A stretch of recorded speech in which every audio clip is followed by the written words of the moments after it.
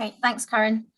So welcome everyone, good afternoon to our final webinar from Maria's Coaching Corner of 2021. Today we are joined by Claire Morrison, who is a performance coach with Boccia UK. So without further ado, I will hand over to Maria. Thank you very much, and thanks, Claire, for agreeing to come on and giving your time. I'm really interested to kind of hear a bit about your coaching and kind of your perspective of disability coaching. So just like a quick introduction for those that don't know, like what is your role as a performance coach in Boccia UK, and what's that involve? Yeah, thanks for having me as well. It's an exciting opportunity to talk about para-coaching and sport, which is always good. So my role, I'm one of two performance coaches within the Boccia UK programme. And between myself and the other coach, we basically split the athletes. So I primarily deal with the throwers within our programme. So in Boccia, obviously, we have BC 1s to 4s at that international competitive level. So I generally deal with 2s and 4s at the moment. And it's a real mix because we're an individual sport, but also have a strong team and pairs element.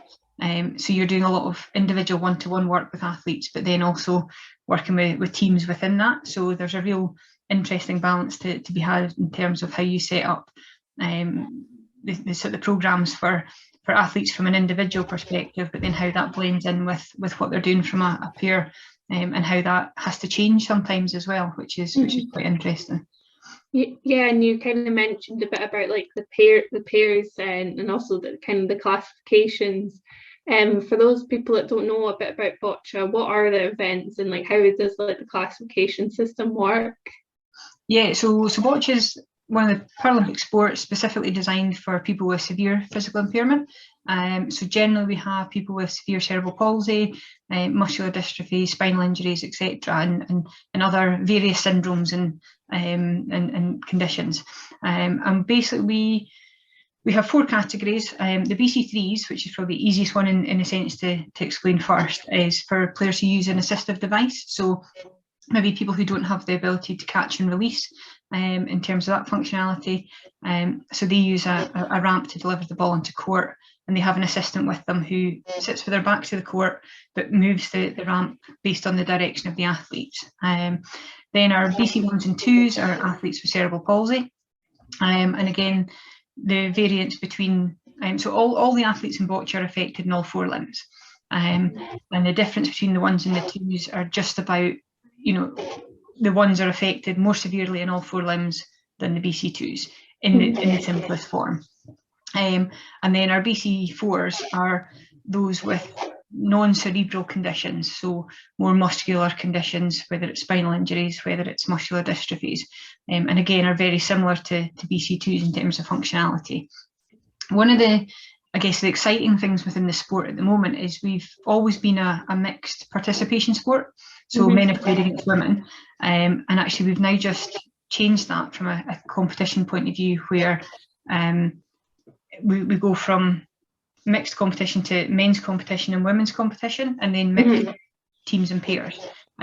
So it's a really actually exciting time for the sport, where female participation has a greater profile within the sport, because it's something that's grown over the last few years, but probably in quite a tokenistic way, where there's been a lot of women at the top end of the sport, but not as many developing through. So it's a really exciting time for the sport. No, that's interesting, because I know in some sports it's like trying to like bring more of a mixed element in, so it's a bit of an opposite. Is there like any real differences between like males and females in terms of performance in Boccia? I think in a sense there's not a massive difference. There is obviously a difference in terms of the ability to generate different levels of power, but a lot of that relates much more to the type of condition that somebody has. Yeah. And I think one of the biggest challenges that we see in the sport is a lot of the conditions that make people eligible for Boccia are less prevalent in females. So things like muscular dystrophy, etc. So we know that a lot of the athletes who play Boccia with a severe impairment are potentially those kids in school who they're maybe not in the special education department, but they're maybe in mainstream departments, but not necessarily accessing PE still. So for a lot of young people who are sort of almost wanting to fight for sport, that then becomes harder for young females as well, because we know that there's a drop off in, at 12, 13, 14. So actually when a lot of these young people are trying to get into sport or be engaged in their school environment, it's actually even harder. So a lot of the entry points are quite different, but in terms of how sports played, actually there's a lot of similarities and a lot of parity between whether it's a male or a female. And certainly in the BC4s, the world #1 going into Tokyo was a female athlete. There's definitely top level athletes. There's probably just not as many top level female athletes compared to male athletes. Yeah, and kind of what are like the kind of challenges within like the sport, if you kind of break it down into the elements? You've got like your physical, mental, your tactical, and the kind of like the technique side of it. Yeah, I think there's, I could probably sit here and talk about the challenges for the rest of the time. It's really tough because when you look at a sport like boccia in so many ways with other sports, it's obviously been a very quick growing sport. It's still a relatively young sport, but the standard is incredibly high. And it's a really difficult sport to learn and to, because it is a skill-based sport. So for athletes getting into the sport in the first place, it's not, they're not necessarily a massive bank of clubs out there that people can access, or or clubs that they want to access. So it might be that there's a multi-sport club or a club for people with various disabilities.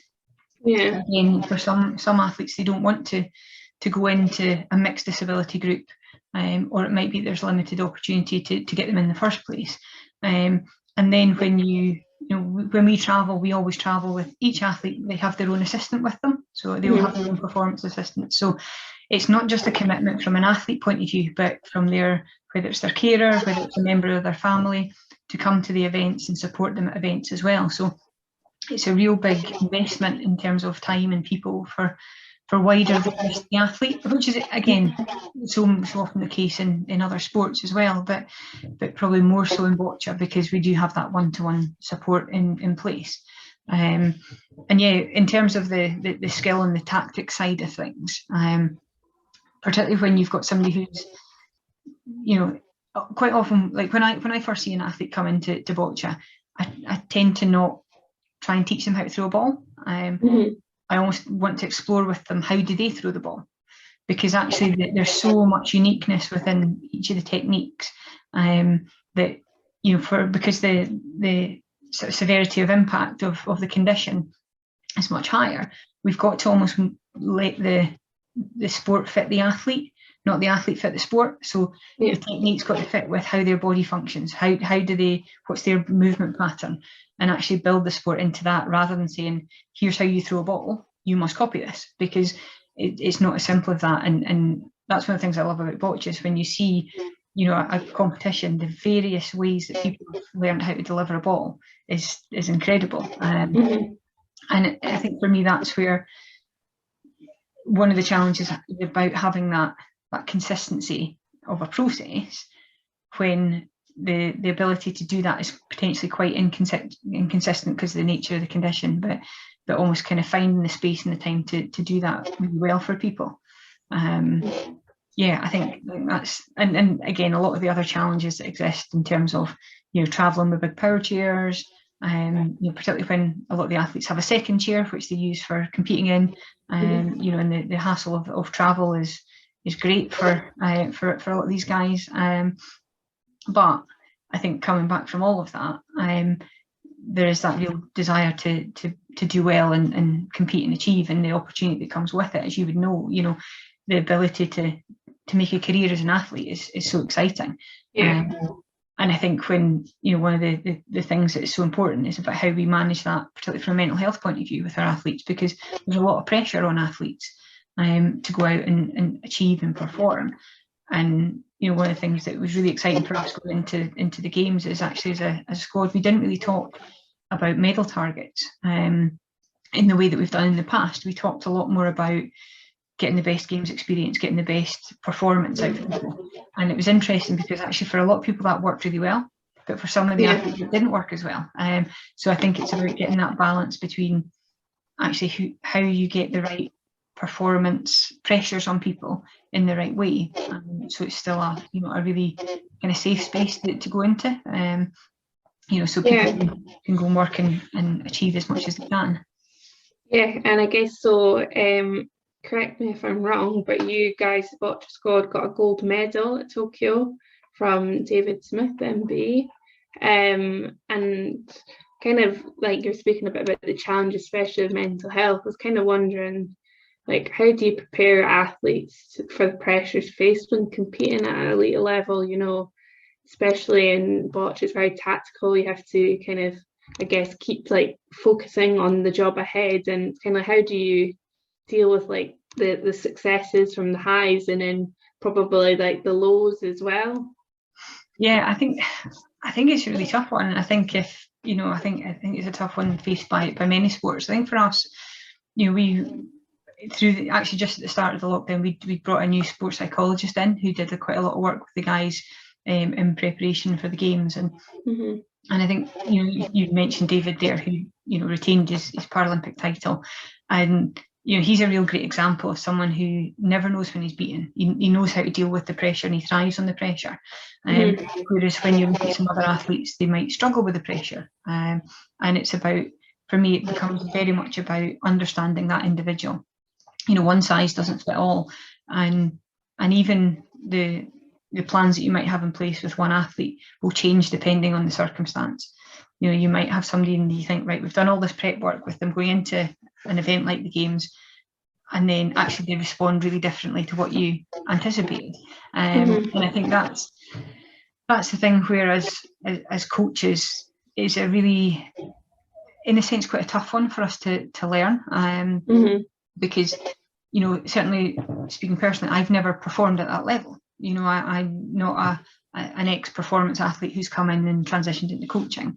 I'm somebody who loves sport and played sport at a comfortable level, but never faced the pressures that my athletes will face. And how, and also I'm not a psychologist, I'm not a mental health expert, but hopefully by being a good person who can hopefully ask the right questions and give the right support in the right way, can try and help prepare athletes for some of those experiences, and using some of my own experiences. And even though it's not in that competitive performance situation, but maybe how it felt as a coach being in that environment, what does that do for your mental health? What does that kind of feel like and play out? And I think for me, and for the kind of key thing for me in terms of how I am, it's about sharing some of my experiences and my vulnerabilities as well, because I think the worst thing when it comes to performance and how that ties in with mental health is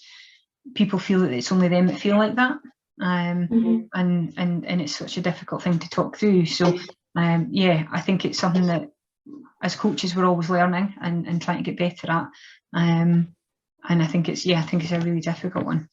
And I guess you probably, like, as an athlete, I probably forget, like, you kind of, it affects like coaches. It's all like it's a team effort trying to get that one goal. And one thing I did notice when we were out in Tokyo, I don't know if you did as well, was very much branded within like the kind of what was it, in the village where the team was staying. It was very much about posters, all about medals. We've won X amount of medals, this and that. And I was kind of like, I didn't really think about it straight away, but when kind of speaking to other people, they're a bit like, oh, this is a bit much, and just kind of wondered what your take was on that, and like kind of if you noticed that. Yeah, do you know, interestingly, I did actually. I think, because there was the one poster that had X number of medals won, wasn't it? Whereas actually I really liked the other one, which was just the little infographic of the different sports, because I think that for me makes it feel like actually this is all the team that's part of this big team. And I think it's a really interesting one, because like you, I probably didn't really think about it at the time, but when you come back and you reflect on performance in the environment, it it is a really interesting one. It does add pressure, particularly when, you know, they're up in the bedrooms and in the communal areas and what have you. And I think that's where, like I said before, for me, our culture in Boccia was really positive in that, you know, there was that recognition of, you know, people have done the work. We know people have worked hard, we've trained hard, we've come through obviously a really difficult 18 months where the opportunity to compete and practice before we got to the games didn't exist for us in Boccia. You know, we hadn't competed since 2019 in the November. And we knew that actually going in, the message wasn't about, right, now we've got to deliver X number of medals, but it was about, right, how do we deliver our best performance? And I think particularly when obviously out there was obviously a mental health team as part of the Paralympic GB group, but like you say, it's almost thinking, well, actually, how does that messaging marry up with that in terms of some of the other stuff? And probably, because I think that's the first time that's ever existed at a games environment. So I think it'll be interesting to think what lessons can we take from that, and you know, and think about the environment stuff around that even more so in the future. And you've spoken a bit about like the culture within Boccia. Kind of how have you managed to create like a positive culture within like the sport and like kind of like the team environment? I think a lot of it's come from our performance director. She came in to join us in 2018, and she's kind of really trying to set up a culture for all of us that's much stronger in terms of, you know, that athlete-centred, and that kind of that care of each other. You know, we've done a lot of work in our small groups as well, just around our values, what it means to us to be part of a group, part of a squad, and, you know, not in a kind of a wheelie way, but actually a really purposeful way. And even things like, you know, we probably in one sense benefited from the lockdowns in a little bit of that as well, because we could see a lot of that in evidence, because straight away, obviously with the group of athletes we have, we've got a, you know, quite a high degree of vulnerability you know, in relation to COVID. So straight away the message from the performance director, the board staff, was very much keep yourself safe, that's the priority, you know, and we got fitness equipment out to all the athletes so they could do stuff at home, and we were probably a good 6-7 months before any of us saw an athlete face to face, and even within that transition time we slowly got people back into sport when it was right for them, not when it was right for us as a programme. And the little things that made the difference, you know, a month or so in, you know, our PD got muffins sent out to everybody. So little care packages would come out, you know, every couple of months, whether it was, you know, a little pack of hand gels or whatever, or it was some muffins, or, you know, we did a cook along, all these kind of things that actually were more about the squad as people and not just the squad as athletes. And I think that culture has really transcended well once we've got back into the playing environments as well. I think I don't necessarily know it's worked for everybody. I think there's a couple of the athletes in the programme that kind of almost prefer the performance-driven medal targets, and that kind of pressure compared to the how do you go out and deliver your best performance. And I think it's probably a balance that we need to find. But yeah, it's been a lot about the little things that we've done rather than the big things, which is good. That's nice to hear that there's been like that kind of the personal touches and thoughts that go into like how can we kind of keep everyone on track and can make it a positive environment to be away. Because I think, like from my experience, I think if you have that, then it makes like the whole trip being away easier, and then if people are happy, they're going to obviously perform to their best.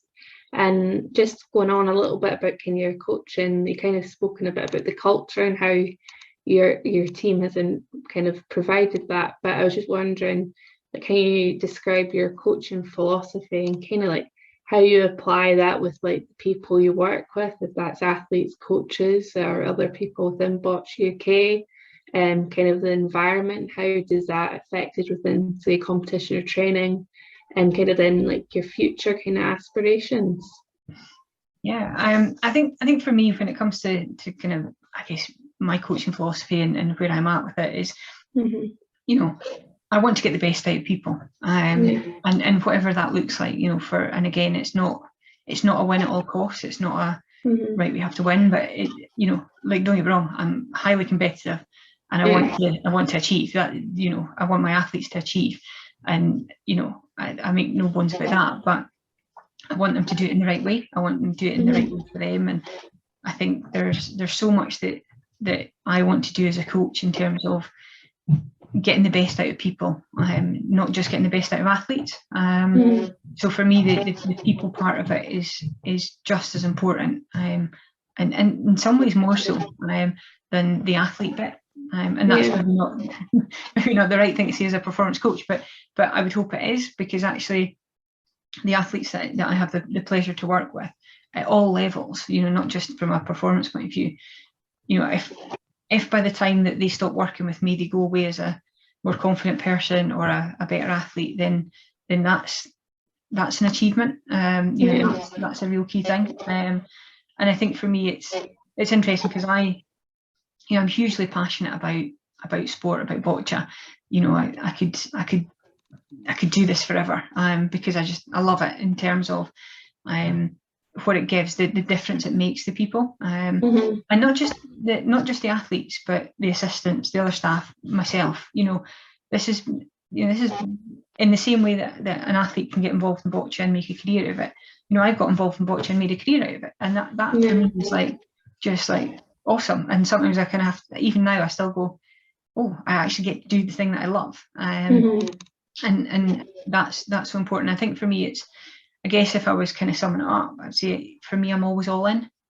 So, you know, I'm all in for my athletes. I will back my athletes to the hilt. You know, even if they're not filling in this or not filling in that, and you know, if they're struggling with something, I'm there. You know, and I want to be there to support the athletes in every way that I possibly can. And I know that sometimes that probably leaves me a bit vulnerable, in terms of, you know, reactions from athletes, or you know, when we don't achieve.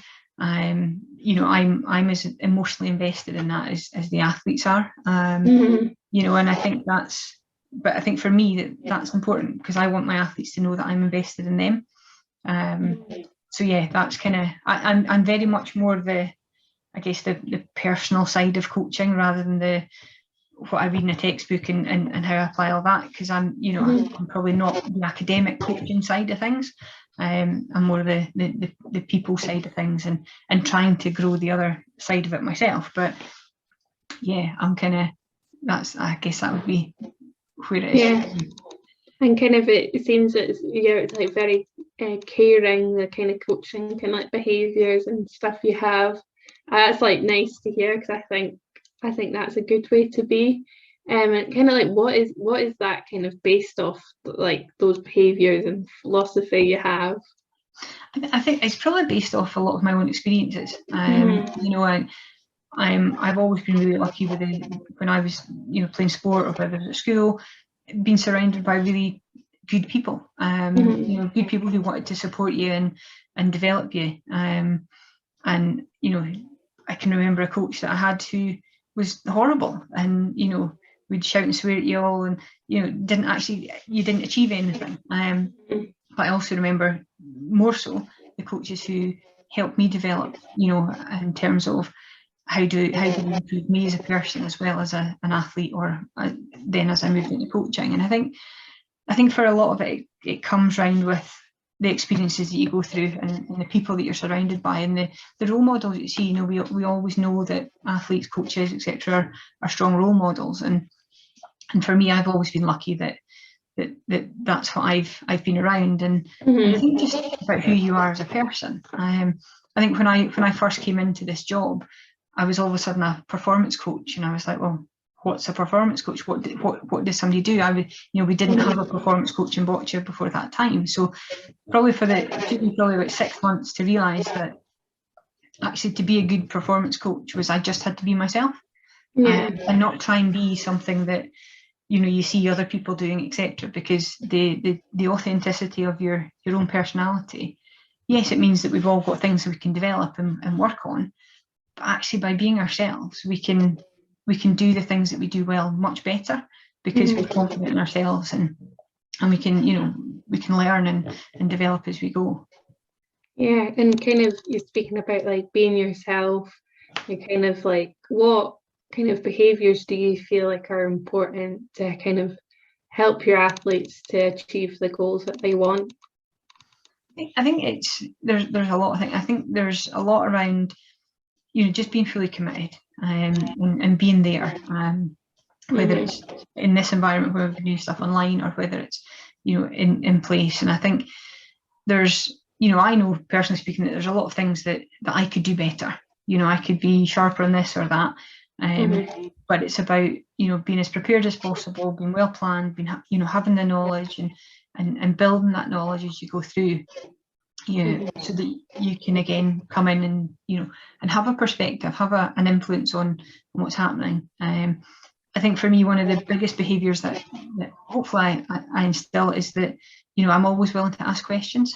You know, so I'm not somebody who's going to go in and tell an athlete what to do, but I'm going to work with that athlete to hopefully explore the answer. Actually, let's work through some questions. And I think sometimes it can probably mean that, you know, I'm a bit of a soft touch in some ways, you know, and maybe sometimes people then think, maybe people think that you don't really know the answer, or, you know, but actually for me to have somebody who wants to engage in, whether it's a new technique, whether it's a tactic, then they've got to be part of that whole conversation. And it also means that actually, as somebody who's learning all the time, I might change my perspective. The athlete might change their perspective, and I find that it's a good way to go forward. And I think I wouldn't ask my athletes to do something that I wasn't willing to do myself. You know, in terms of whether it's a time commitment, whether it's a training regime, anything like that. And you know, one of the things that we did through lockdown is said we got exercise machines for a number of the athletes who use them. So twice a week, all the way through lockdown, we've had them on rowing machines or hand bikes, and our S&C guys been running, you know, sessions with them. And I've got an exercise bike in my office, so I've been doing the same sessions with them. You know, and that's actually it's been really beneficial, for me, but actually in terms of that connect with the athletes, because they can see that I'm willing to put the hard work in the same as them, and you know, and that's been good as well. Yeah, and you were kind of speaking about the kind of like the training regimes, and kind of you wouldn't put them to do anything you wouldn't want to do. And I was wondering, like, how do you go about like putting training plans together for athletes? Like, what is involved within the planning, and like what say does the athlete have within it? Yeah, I think it's something that you know, I tend to kind of do blocks of different training. So at the moment we're obviously in our winter training phase. We've just come back from the European Championships, and we've now got a good couple of months before we would kick into competition next year. And this sort of area is now very much about, you know, that, I guess, the long boring winter training in terms of really looking at technique refinements, really working on fundamentals. And when I kind of work through that process, you know, working with the athletes about what's the areas that we're working on, and how do we then break that down. So I then tend to just set them sessions to do.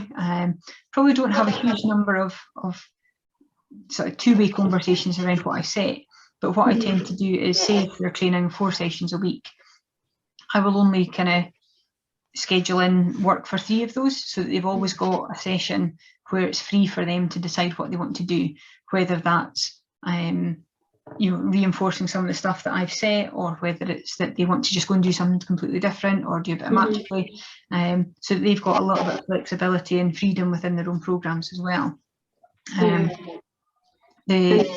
Sorry. No, sorry, you go ahead. Sorry. I think it's interesting though, because it's one of these ones where actually setting programs through over the last sort of couple of months, 3 months or whatever, has actually been quite a challenge, because with some people kind of having access to facilities, not having access to facilities. So actually in the run up to Tokyo, there was a lot more around the conversations around what to work on, but not necessarily the setting of training plans, because there was so much variation within it. So it's an interesting one, and I think it's something that certainly we need to evolve and get better at as well, to kind of really get that much more rigid and much more, well, not rigid, but much more set in terms of regularity and how that works for each individual as well, because obviously everyone's at sort of slightly different stages of what they're working on. For some people over the winter it might be a big new technical change. For others it might be just a slight little tweak, depending on where they are in their journey as well. Yeah, and how do you know when you're learning, say, like new techniques and stuff, how do you like go about with like feedback and stuff? And especially within like the COVID times where probably we couldn't do any face-to-face coaching, how did you get around that? Thankfully at that time we weren't doing a lot of massive technique changes. We were working with one athlete who'd got a new chair, so we were doing quite a lot with him. And you know, we varied from, you know, him having a couple of phones set up in his house when he was still in the house to you know, to pictures and to doing some analysis that we could do. But the key thing for me is, as soon as we have any face-to-face contact around doing technical changes, that, you know, I don't go alone. So it's not just me as a coach, but we've got our performance analyst, we've got our physio, we've probably got our S&C coach there as well. So because it's really important for me that there's all eyes on the athlete, because what I might see from a technical point of view might not work from a physical point of view, or vice versa. You know, we did a really good piece of work just before the Europeans with one athlete, where we went down to see him, and it was myself, the physio, and the strength and conditioning lead, and we basically just spent a couple of hours with him, just talking through excuse me, what did he feel, what are we seeing, and trying different things. And that's where for me it becomes, in that when we're enacting any technical changes, we've got to try it, and we've got to make mistakes, we've got to fail, we've got to learn from those mistakes, and we've got to give it time to really embed and get better, because it's so easy as a coach to see something and go, and right, I want to fix it, and it's a short-term fix, and go and fix something else, and you know, actually how do we go through that process by, from the very start, going, what's the coaching question, what's the thing that we're trying to fix here? And if the thing that we're trying to fix is problem A, well, actually we need to understand how X, Y, and Z have influenced problem A, and not we fix problem A, then we've got problem B, etc. So I think we need to have that real understanding of knowing what we're trying to achieve in the first place. And for me, that the only way to really try and achieve that is putting the athlete at the centre of that, and having a team of people around where it's possible. Obviously not everyone's as lucky as myself to be able to have, you know, a team of people that we can all gather together. And you know, when you gave the example of you, the physio and the strength and conditioning coach, going down to kind of meet the athlete and work on these different changes, like how do you manage, like you've probably got like 4 different people's different opinions, and like how do you then go about saying, like, how, like, say, like, to kind of, right, we've got so many thoughts, and but what do we do next with this? Like how, like, yeah, probably not the best worded question, but yeah, how do you deal with like all these different opinions, and how do we then go forward with that? Yeah, I think managing opinions is a real challenge, and I think that's where it comes back to almost trust and respect, you know, and actually valuing everyone's input, and for me a lot of it then centres back round to, what does the athlete feel? What does the athlete feel and think? What's their perspective? And how do we then evidence things? So it might be that we come away with, right, this is the way forward, and then we look at how do we evidence that, right? We might have to go back and re-look at something. And yeah, that's where for me it's all about how we evidence it, but how we respect and listen to each other's opinions. And I think as a team we're really lucky that there's a real high respect level across everybody's expertise, and knowing, you know, and being able to admit, say, do you know what, I don't understand how that works, because I don't understand the kinetic chain between the point of release and the shoulder, as an example. Whereas somebody else might say, well, actually, I don't understand why we're trying to achieve this outcome with the ball, or you know, whatever it is, but valuing each other's areas of expertise, and not going in a position where you think, I know it all. I know all the answers. This my opinion is more important than anybody else's, because it's not. And that's why when you work with an athlete and you work around that athlete to get the best setup or opportunity for them, having different eyes on the situation becomes really valuable, because we all see different things. And like you say, it's the next step there from is how do you marginalise that down so that you then have an agreed way forward. Yeah. And kind of like, as you've spoken a little bit earlier on a bit about the kind of challenges, when I was doing my research, I came across a video promoting boccia with one of the athletes saying that the sport encompasses a lot of the Paralympics. It caters for like people with like severe disabilities, and it's kind of like just wondering, what are your thoughts on like the sporting opportunities for people with like the kind of severe disabilities? I think it's an area where it feels like for a lot of sports we're losing a lot of the opportunities for people with severe disability. We have you see, if I think about my experiences in disability sport, when I first got involved with Scottish Disability Sport, Jim Anderson was obviously at the peak in terms of his swimming career. And you don't necessarily see more Jim Andersons coming into the system anymore. It's the same case in athletics in your sport, with the frame runners not being included in Paris. We have this, as the media profile of Paralympic sport has rightly grown. We see we're exposed a lot more to the minimal disability groups and classifications, which again is still very important. Don't get me wrong, but I think we're shown a perspective of disability sport and Paralympic sport where it's much more glamorous, it's much more fast-paced moving.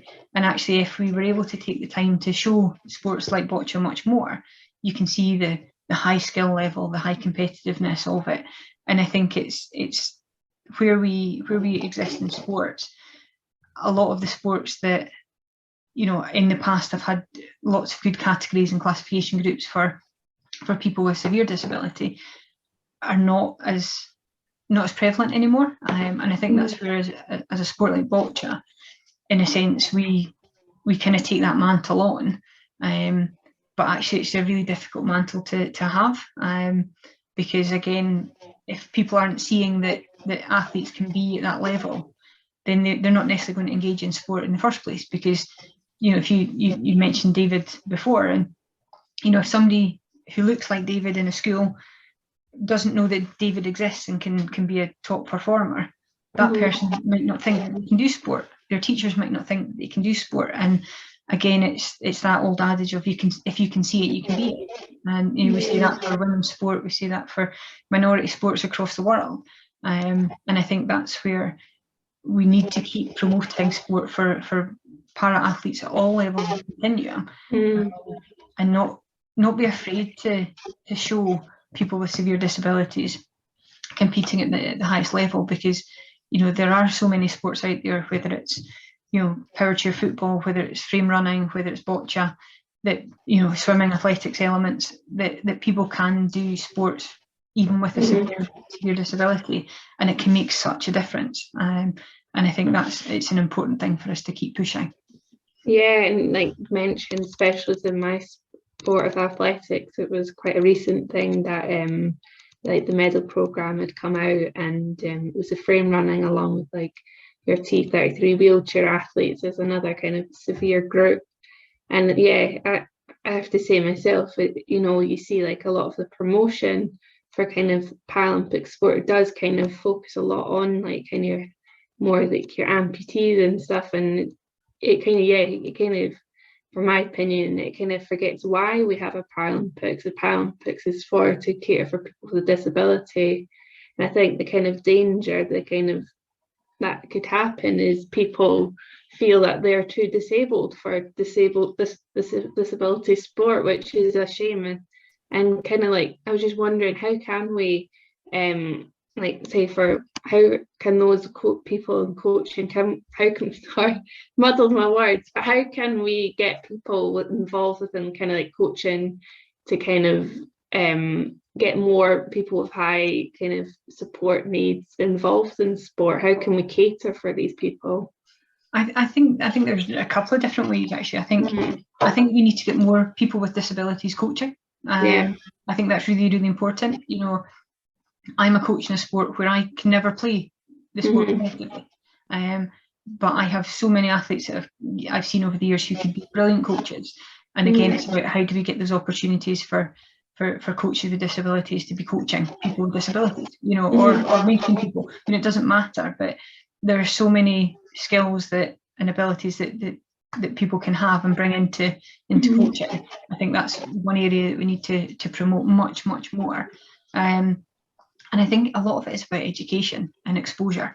You know, I think when I got involved in coaching, it was literally because in terms of coaching boccia, I was working for a Scottish Disability Sport. I'd been coaching for a good few years in mainstream sport, and I was doing stuff in disability sport, and I wanted to get more hands-on experience.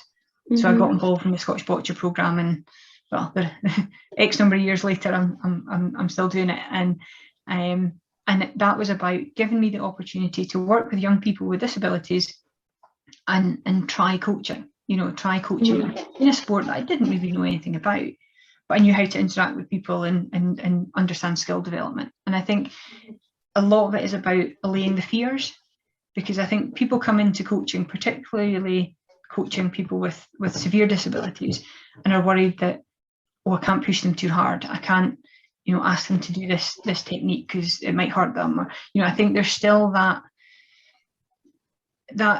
I guess in a sense, I know that there's times where I take it for granted about, you know, I don't think about, you know, having to speak to somebody differently because they're a wheelchair user, or they've got an impact on their speech. But I forget that other people do have that concern and fear because they're not used to that environment, because we don't expose people to all walks of society, you know, all the time. And I think that's where, for me, it's about how do we work with coaches who are in the sports system and give them more exposure to parasport. Because I think when people come into parasport from other sports, people are hooked because it's such an amazing environment to be in. Not because it's all inspiring, etc., the message we get, but because you can achieve so much with athletes, and it's a real coaching challenge, you know, but in a good way. And I think we also have that situation where we want people to come in, and we want people to come in from within the disability sport network. So how do we get them better as coaches? You know, I think that's where we've got a real balance within parasport, where we've got people who come through from within the disability sport network who are maybe great with people but haven't really understand the coaching side of things yet. So how do we support them? How do we develop them as coaches? And then we've got the other side where we've got people who've come from coaching and mainstream sport but don't necessarily know how to understand the disability sport side of things. So how do we expose them to that? And it's almost a two-pronged attack in terms of thinking, actually, we've got people who are great natural orators around people with disabilities, right? How do we make them better coaches?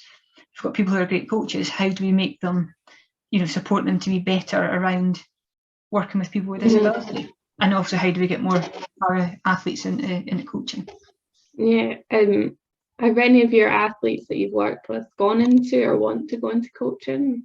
We've had a couple of athletes in the past who have done little bits and pieces here and there, but one of the athletes that I'm working with just now, he's done the UK Sport Athletes Coach Programme, and hopefully we can kind of get him into much more regular coaching and move into the system, because you know, he's certainly got so much knowledge and so many good ideas, and I think it's just about how we support him to learn that process, because I think it would be great for the sport. Yeah, no, because it would be good, because I don't think I've ever been coached by somebody with a disability myself, and I'm not sure why do we not have any many disabled coaches. It'd be like, and I think it'd be an interesting topic, you know, if we got if we asked athletes what is it that puts them off coaching. I guess coaching's not for everyone, but as you've said, if we can get maybe perhaps, I don't feel like you don't have to be a really good athlete to be a good coach, but it would be interesting, say, if you had, I think, to have somebody who has a disability as a coach, because they could perhaps understand kind of the things that their disability from their perspective, if you know what I mean. But just concluding really our discussion, and after winning the gold at the Paralympic Games and your 3 medals at the European Champs, what are the future goals of Boccia UK, and how are you going to meet those goals? Yeah, I think obviously for us now, it's in a sense everything turns to the thoughts for Paris and LA, and obviously we've got big World Championships next year in Brazil, and a lot of it is about qualifying for that, getting to there and getting qualified for Paris. I think one of the biggest sort of goals and challenges for us is about new athletes. Like so many sports, we don't have a great depth of athletes across all areas, and particularly now with the new female classifications, it's a really exciting time to try and find new athletes. And one of the key things that I'll be looking at is working with a small group of female athletes to try and almost fast track and build more athletes into the system, because we have a really strong base of athletes at the moment, but 1 or 2 retirements, and then it fairly changes the dynamic of the squad and the standards that we're achieving, because a lot of the athletes have been around for quite some time, and are still high achievers. But for us, there's going to be a lot about filling up that next generation.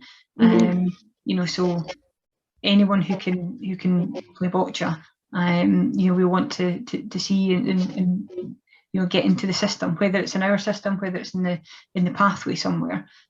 We just want to see more athletes playing this fabulous sport, and I see a real push on building up the female participation side of things, and targeting all the different events that we've got coming over the next year to try and kind of build a system where we can get more people playing the sport at the top level, and giving ourselves the best chance of success in Paris. And just kind of how do you think we can attract people into boccia? If I only knew that question, that answer. I think a lot of it is about raising the profile. We're still very much a sport where people don't know we exist. People don't know what boccia is, and I think that's a real tough starting point, because we don't have a mainstream equivalent. It's a really tough point, but again, it's about trying to raise the profile. David did a great job when on the back of his medal in Tokyo. In terms of raising that profile, the athletes are getting much better at that as well, and it's just getting messages out there. We've done some good videos and promotional stuff to get around schools, but yeah, it's just, I guess it's pressing those social media buttons and trying to get more profile whenever we can, and being quite targeted on identifying people and supporting people through the systems. It'd be great if we had 50 people fighting for our 10 slots in the world class program, but we don't. And the reality is we're probably not ever going to be in that position, because the pool of athletes that we're seeking out is quite small anyway. But even if we had 5 athletes competing for those positions, then actually it's quite exciting, and we can do a lot with them. So yeah, I think it's word of mouth, it's promotion, and it's trying to influence sort of schools and get people to understand that somebody with severe disability can play a sport at the highest level, and that it's okay to give them that information, and not we can't label somebody, we don't, and allow that individual to make a choice. Too often the choice is made for them somewhere else. So it's about getting the right information to the right people and going from there, hopefully. No, thank you very much. Just quickly, how old do you have to be to kind of start doing boccia then? Like, say if you wanted to go perhaps down that elite route, just if there was somebody listening and they wanted to get involved. Yeah, so I think it's 15 that you can be internationally classified. Obviously, people can start from any age, and whether it's through Boccia England, Disability Sport Wales, Disability Sport Northern Ireland, or Scottish Disability Sport, there's opportunities for people to learn the sport and get involved. And yeah, but again, we've had athletes up into their 60s, so there's no age span on the far end either. So in a different way from a lot of other sports where there's a clear pathway in terms of age and stage, etc. It's not really like that within boccia. You know, you can come in at any access point and you know, and learn the sport and get quite addicted to the sport quite quickly as well. No, well, no, I just want to say a big thank you very much, you know, giving up your Wednesday afternoon to come and speak to us. I've learned a lot, and it's been really enjoyable to have you on, and it's quite positive, you know, to hear like kind of your perspective on coaching. I think it's refreshing, and we need more coaches like you, Claire. So no. Well, thanks very much for having me. No, thank you very much, and yeah, see you later. So, thank you. Thank you.